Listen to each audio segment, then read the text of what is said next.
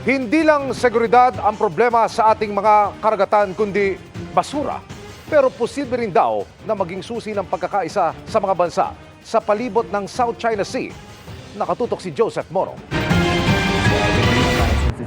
May research interests into... Tuwang-tuwa pa naman noong 2021 ang unang Pilipinong nakarating sa Philippine Trench na siyang pinakamalalim na bahagi ng karagatan sa Pilipinas at ikatlong pinakamalalim sa buong mundo. Tila nasa outer space ang itsura ng pinakasahig na Philippine Trench na nasa silangan ng Pilipinas. Life support good. At bottom. Repeat. At bottom.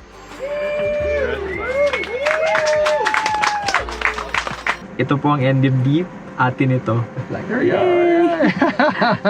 Pero ang saya na palitan ng lungkot dahil hanggang sa pusod ng dagat na lampas 10,000 kilometro ang lalim, meron pa ring basura. There's a lot of stuff on the seafloor. Oh, that's detritus. That one? That's garbage down there, I'm pretty sure. Nakala ko deep sea jellyfish, nakala ko may bagong species tayong nakita. But it's a plastic bag eh. Salamin ito ng lumulubong problema sa basura sa bansa. Sa Manila Bay na nasa kanluran naman ng Pilipinas, lutang ang problema ng basura. Dito pinakamarami ang single-use plastic base sa pag-aaral ni Dr. Onda.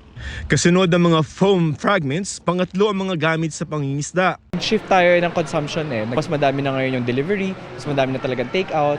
Ang basurang itinapon sa Manila Bay o kaya sa ibang bahagi ng Pilipinas nakakarating sa West Philippine Sea kaya sa napakalayo na ng Pag-asa Island na kilo-kilometro ang layo mula sa Pilipinas. Kaya maging ang malapareisong ganda ng Pag-asa Island nadudumihan na rin.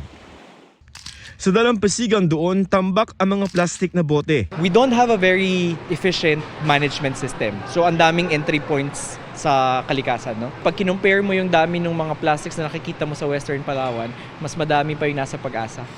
Pati basura ng ating mga kapitbansa nakakarating din sa Pag-asa Island. Na yung mga basura kasi nanggagaling sa coastal areas around the South China Sea, dinadala talaga papunta sa gitna kasi doon nagtatagpo yung current. International trash siya. So nagiging transboundary yung problem, no? May kasabihang may pera sa basura pero sa pagkakataong ito, baka may peace o kapayapaan galing sa basura. Kailangan kasing kasama ang ibang bansa sa pagresolba ng problema. It's a good opportunity to join the other countries sa South China Sea. And sa proseso, you do confidence building. No? How are we going to do more cooperation for marine environmental protection?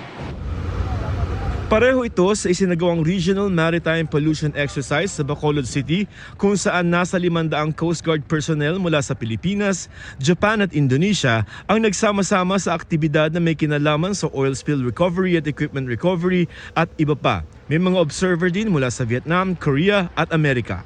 Para sa GMA Integrated News, Joseph Morong, Nakatutok 24 Oras.